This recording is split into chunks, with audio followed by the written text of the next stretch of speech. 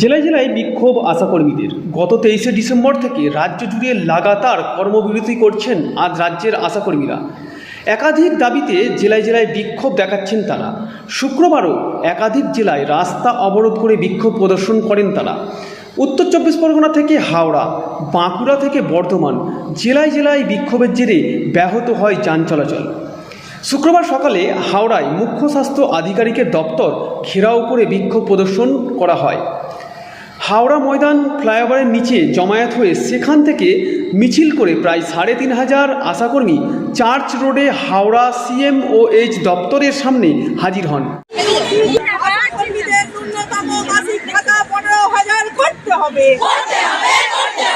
অবিলম্বে আশাদের মাসিক ভাতা 15,000 করতে হবে। পশ্চিমবঙ্গ আশাকর্মী আশাদের ভাগে ভাগে টাকা দেওয়া চলবে না। আশাদের ভাগে ভাগে টাকা দেওয়া চলবে না। আশাদের 1 বছর কেন টাকা বাকি রাখা হয়েছে স্বাস্থ্য অধিকর্তার জবাব দিন। আশাদের 1 বছর কেন বাকি টাকা রাখা হয়েছে স্বাস্থ্য অধিকর্তার জবাব দিন। কোনো আশাকর্মীর মৃত্যু হলে তাকে 5 লক্ষ টাকা দিতে হবে। আশাদের স্থায়ী স্বাস্থ্যকর্মীর স্বীকৃতি দিতে হবে। সমস্ত সরকারি কোনো ছুটি আশাকর্মীরা কেন পাচ্ছে স্বীকৃতি দিতে হবে।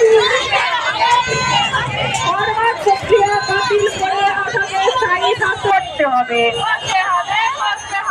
গত 23শে ডিসেম্বর থেকে সারা রাজ্য জুড়ে আশাদের লাগাতার কর্মবিরতি চলছে। কর্মবিরতিতে দলে দলে যোগ দিন।